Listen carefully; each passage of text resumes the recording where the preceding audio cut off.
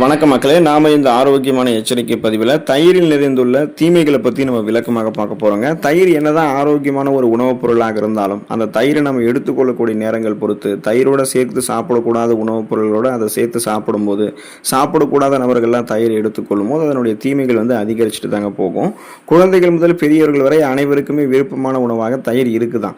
நம்முடைய உணவு பட்டியலில் நம்ம தயிருக்கு மிக முக்கியமான இடத்தை கொடுத்துருக்கோம் அப்படின்றதும் உண்மைதான். ஸோ தயிரில் நிறைந்திருக்கக்கூடிய தீமைகள் என்னென்ன, அதுலேருந்து எப்படி விடுபடணும் அப்படின்றத விளக்கமாக பார்ப்போம். தயிரை எடுத்துக்கொள்ளக்கூடிய ஆரோக்கியமான வழிமுறையுமே தெரிஞ்சுக்குவோம். அதை பற்றி பார்க்குறதுக்கு முன்னாடி இந்த வீடியோவுக்கு மட்டும் ஒரு லைக் கொடுத்துட்டு இந்த தகவலை உங்களுக்கு தெரிஞ்சவங்களுக்கும் ஷேர் பண்ணிவிடுங்க. ஏன்னா இது அவங்களுக்கும் பயனுள்ளதாக இருக்கக்கூடிய ஒரு ஆரோக்கியமான பதிவு தான்.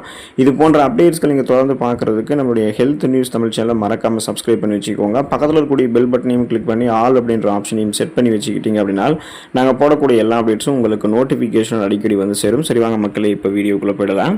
இப்போ நம்ம தயிர் ஆரோக்கியமான ஒரு உணவுப் பொருளாக இருந்தாலும் கால நேரம் பார்க்காம எல்லா நேரங்களிலுமே தயிரை நம்ம சாப்பிட்டுட்டே இருக்கோம் அப்படின்னா அதுதான் நம்முடைய உடம்புகளில் பல்வேறு விதமான பிரச்சனைகளை ஏற்படுத்தும் அப்படின்றத உணவு நிபுணர்களும் மருத்துவ நிபுணர்களும் குறிப்பிட்றாங்க.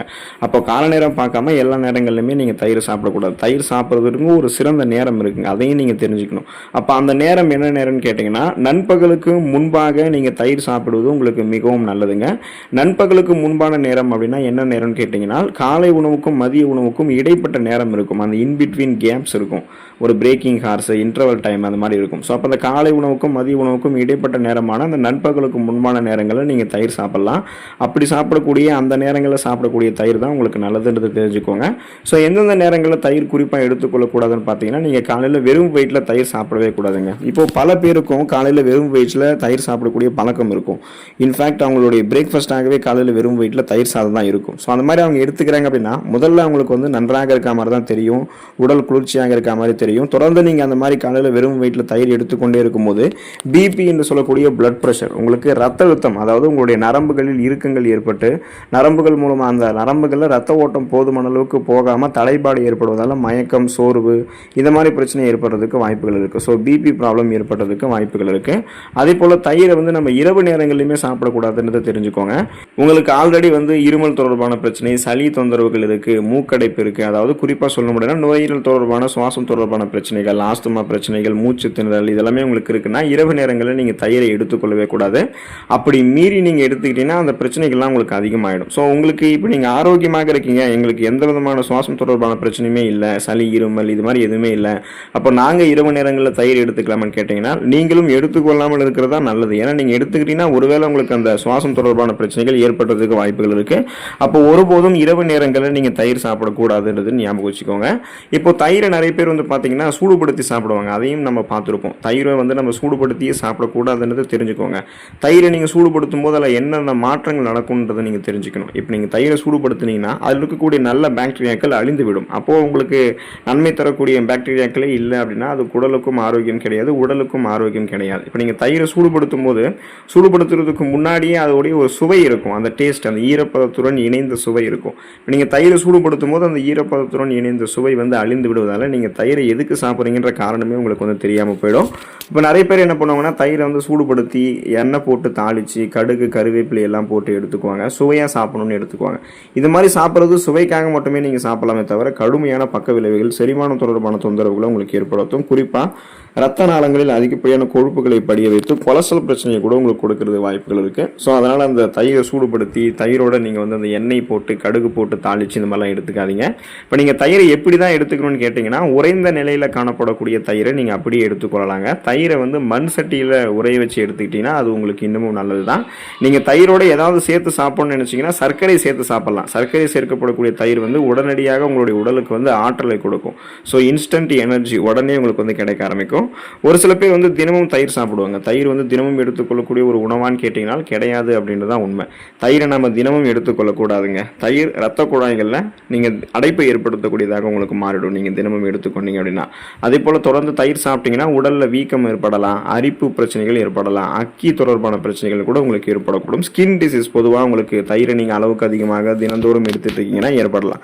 நீங்கள் தொடர்ந்து தயிர் சாப்பிடும்போது உங்களுடைய ரத்த நாளங்கள் அதிகப்படியான கொழுப்பு படிவுகள் சேரும்போது இதயத்துக்கு வேண்டிய ரத்த ஓட்டம் போதுமான அளவுக்கு உங்களுக்கு கிடைக்காம போயிடும். இதனால மாரடைப்பு, பக்கவாதம் இது மாதிரி இதயம் தொடர்பான பிரச்சனைகள் உங்களுக்கு ஏற்படலாம்.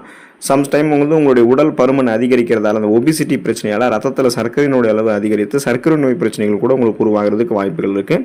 இதை பயமுறுத்துக்காக சொல்லணும் அப்படின்னா நம்ம வந்து ஆரோக்கியமாக இருக்கணும், அதுக்காக தான் இப்போ இது வந்து குறிப்பிட்றோம். இப்போ நீங்கள் தினமும் தயிர் சாப்பிட்றதும் தவிர்க்கணும். அப்போ எத்தனை நாள் தயிர் எடுத்துக்கலாம்னு கேட்டிங்கன்னா வாரத்தில் 2 அல்லது 3 நாட்கள் நீங்கள் தயிர் எடுத்துக்கலாம். அந்த 2 நாள் அல்லது 3 நாள் கூட ஒரு வேளை மட்டும்தான் நீங்கள் தயிர் சாப்பிடணும். அப்போ தான் உங்களுக்கு எந்த பிரச்சனையும் கிடையாது. அந்த ஒரு வேளை எதுன்னு கேட்டிங்கன்னா அந்த காலை உணவுக்கும் மதிய உணவுக்கும் இடைப்பட்ட நேரமான நண்பகலுக்கு முன்பான நேரங்களில் நீங்கள் தயிர் எடுத்துக்கலாம். அப்படி எடுத்துக்கொள்ளக்கூடிய அந்த நேரங்கள் எடுத்துக்கொள்ளக்கூடிய தயிர் வந்து உங்களுக்கு எந்த பிரச்சனைகளுமே ஏற்படுத்தாது. தயிரோட நம்ம இணைத்து எடுத்துக்கொள்ளக்கூடாத உணவுகள் என்னென்ன, அப்படி எடுத்துக்கிட்டால் என்னென்ன பிரச்சனைகள் ஏற்படும் அதையுமே நம்ம பார்ப்போம். உங்களுக்கு இப்போ நீங்கள் வெங்காயத்தை வந்து அந்த வகையில் தயிரோட நீங்கள் சேர்த்து எடுத்துக்கொள்ளக்கூடாதுங்க. இப்போது தயிர் வெங்காயம் அல்லது ரைத்தா உங்களுக்கு மிகவும் பிடிக்கும் அப்படின்னு வச்சிங்களேன், நீங்கள் உங்களுடைய உணவு பழக்கத்தை முதல்ல மாற்றிக்கிறது நல்லதுங்க. ஏன்னா தயிர் அப்படின்றது இயற்கையிலேயே நமது உடலுக்கு வந்து குளிர்ச்சி தன்மை கொடுக்கக்கூடியது. ஆனால் வெங்காயம் அப்படி கிடையாது, அது நம்முடைய உடலுக்கு வந்து வெப்பத்தை கொடுக்கக்கூடியது. அப்போ தயிர் வெங்காயம் போன்ற தயிரும் வெங்காயம் கலந்த கலவையை நீங்கள் அதிகபட்சமாக விரும்பி சாப்பிடக்கூடிய பட்சத்தில் அது உங்களுக்கு செரிமானம் தொடர்பான பிரச்சனைகள் ஏற்படுத்தலாம். குறிப்பாக உங்களுக்கு ஸ்கின் டிசீஸ், தோல் தொடர்பான பிரச்சனைகள், உங்களுடைய தோள்களில் வந்து பார்த்தீங்கன்னா அலர்ஜி, ஒவ்வாமை பிரச்சனைகள் ஏற்படும். உடல் அரிப்பு, எக்ஸிமா, சொரியாசிஸ் போன்ற பல்வேறு விதமான குறைபாடுகள் உங்களுடைய உடலில் ஏற்படும் தான் மறந்துடாதீங்க. அதனால் வெங்காயத்தோடு நீங்கள் தயிரை வந்து ஒன்றா எடுத்துக்கொள்ளக்கூடாதுங்க. மாம்பழத்தையும் தயிரையும் நீங்கள் ஒன்றா சேர்த்து எடுத்துக்கொள்ளக்கூடாது. சின்ன சின்னதாக மாம்பழத்தை பீஸ் பண்ணி அது கூட வந்து நீங்கள் தயிரை கலந்து சாப்பிடும்போது டேஸ்ட்டாக இருக்கும் அப்படின்றதுக்காக நீங்கள் சாப்பிட்ருவீங்க. அது டேஸ்ட்டாக இருக்கும் அப்படின்றதுக்கு எந்த மாற்று கருத்தும் இருக்க போகிறதில்ல. ஆனால் அந்த மாதிரி சாப்பிட்றது உங்களுக்கு நல்லது கிடையாது. இப்போ வெங்காயத்தை போலவே மாம்பழமுமே நமது உடலில் வந்து வெப்பத்தை அதிகரிக்கக்கூடியது தான். அப்போ தயிரோட நீங்கள் மாம்பழத்தை தொடர்ந்து சேர்த்து சாப்பிட்டு வந்தீங்க அப்படின்னா ஸ்கின் டிசீஸ், தோல் சம்பந்தமான நோய்கள் உங்களுக்கு உடலில் ஏற்படும். உடலினுடைய செயல்பாடுகள் வந்து தடைபடுதல் போன்ற பாதிப்புகள்லாம் உங்களுக்கு உண்டாகும். அப்போ மாம்பழத்தையும் தயிரையும் நீங்கள் ஒன்றா கலந்து எடுத்துக்கொள்ளக்கூடாதுன்றது தெளிவாக இருங்க. மீனையும் தயிரையும் நீங்கள் ஒன்றா எப்போதுமே எடுத்துக்கொள்ளவே கூடாதுங்க. அதை முதல்ல நீங்கள் கவனமாக இருக்கணும். இப்போ தயிர் அப்படின்றது புரோட்டீன் அதிகமாக இருக்கக்கூடிய உணவுப் பொருளுங்க. இது மாடுகள் வந்து பெறப்படுவதால் இது விலங்கு வகை புரதத்தை சேர்ந்ததுங்க. அதே போல் மீனில் அதிக அளவில் புரதம் இருக்குது, இதுவுமே விலங்கு வகை புரதம் தான். எப்போதுமே நம்ம ஒரு விலங்கு வகை புரதத்தோட இன்னொரு விலங்கு வகை புரதத்தையோ அல்லது தாவர வகை புரதத்தோட இன்னொரு தாவர வகை புரதத்தையோ சேர்த்து சாப்பிடக்கூடாது. இது நமது உடலில் பல்வேறு விதமான பாதிப்புகள் வந்து ஏற்படுத்திடுங்க. இப்போ தயிரோட நீங்கள் மீன் சேர்த்து சாப்பிட்டீங்கன்னா அஜீரண கோளாறு ஏற்படுவதோட வயிறு தொடர்பான உடல் உபாதைகள், நிறைய சைடு எஃபெக்ட்ஸ் வந்து உங்களுக்கு வர ஆரம்பிக்கும். ஸ்கின் டிசீஸ் வரதுக்கு சான்சஸ் இருக்குது. அதனால் நீங்கள் தயிரோட எப்போதுமே மீனை சேர்த்து எடுத்துக்கொள்ளக்கூடாது. உளுத்தம்பருப்பையும் தயிரையும் நம்ம ஒன்றா சேர்த்து எடுத்துக்கொள்ளக்கூடாதுங்க. தயிரோட உளுத்தம்பருப்பினால் செஞ்சிருக்கக்கூடிய உணவுகளை சேர்த்து சாப்பிட்டு வந்தோம் அப்படின்னா அது செரிமானத்தில் நமக்கு பிரச்சனையை உருவாக்கி இறுதியில் வயிற்று உபுசம், வாயு கோளாறு, வயிற்று வீக்கம், வயிற்றுப்போக்கு அல்லது பேதி போன்ற செரிமானம் தொடர்பான பிரச்சனைகளுக்கு மோசமான நிலைக்கு நம்மளை கொண்டு போய் விட்டுரும். அதனால் நீங்கள் இப்போ சூடாக இருக்குது அப்படின்னு உளுத்தம்பருப்பால் செஞ்சிருக்கக்கூடிய உணவுகளையும் தயிரோடு நீங்கள் எடுத்துக்கொள்ளக்கூடாது.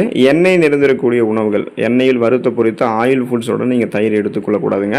இப்போ நிறைய பேருக்கு வந்து உணவுகளை சாப்பிடும்போது உங்களுக்கு வந்து சைட் டிஷ்ஷாக நிறைய எண்ணெய் பொருட்கள் எடுத்துக்கணும்னு நினைப்பாங்க. அதுவே முதல்ல தவறு தான். அப்போ அதை வந்து நீங்கள் உயர்தர புரதம் இருந்திருக்கக்கூடிய தயிரோட இந்த எண்ணெய் பொருளையுமே நீங்கள் சேர்த்துக்கிட்டீங்கன்னா அது செரிக்கவே செரிக்காது, செரிமானம் ஆகிறதுக்கு தாமதம் ஏற்படும். ஸோ அந்த மாதிரி நீங்கள் சாப்பிடும்போது அந்த செரிமானம் ஏற்படாமல் தாமதம் ஏற்படும் போது அந்த செரிமானம் நடக்கிற வரைக்குமே உங்களை வந்து அது விரைவில் சோர்வடைய வச்சிடும். இதன் காரணமாக தான் எண்ணெய் நிறைந்திருக்கக்கூடிய உணவுப் பொருட்களை நீங்கள் சாப்பிட்டதுக்கப்புறம் லஸ்ஸி போன்ற பானங்களை குடிக்கும்பொழுது வெகு விரைவில் உறக்கம் உங்களை தழுவிக்கொள்வதற்கான காரணமும் இதுதான். அப்போ நீங்கள் தயிரை வந்து பார்த்தீங்கன்னா அளவுக்கு அதிகமாகலாம் எடுத்துக்கொள்ளக்கூடாது, அளவாக தான் வந்து சாப்பிடணும். எண்ணெய் நிறைந்திருக்கக்கூடிய உணவுப் பொருட்களை எடுத்துக்கொள்ளாமல் இருக்கிறது தான் நல்லது. இப்போ தயிர் என்னதான் ஒரு ஆரோக்கியமான உணவுப் பொருளாக இருந்தாலும் தயிரோடு சேர்க்கப்படக்கூடிய உணவுப் பொருட்கள், தயிர் சாப்பிடக்கூடிய அந்த நேரங்களை பொறுத்து அதனுடைய தீமைகள் அதிகரிச்சுட்டே போகுதுன்றதை இந்த பதிவுகளை பார்த்ததுக்கப்புறம் நீங்கள் தெரிஞ்சிருப்பீங்க. ஸோ இனிமேலாவது ஆரோக்கியமான வழிமுறைகளில் மட்டுமே தயிரை எடுத்துக்கொண்டு நன்மைகளை மட்டுமே பெற்று நலமோடு வாழுங்க. அடுத்த ஆரோக்கியமான பதிவில் மறக்காமல் சந்திப்போம். நன்றி மக்களே.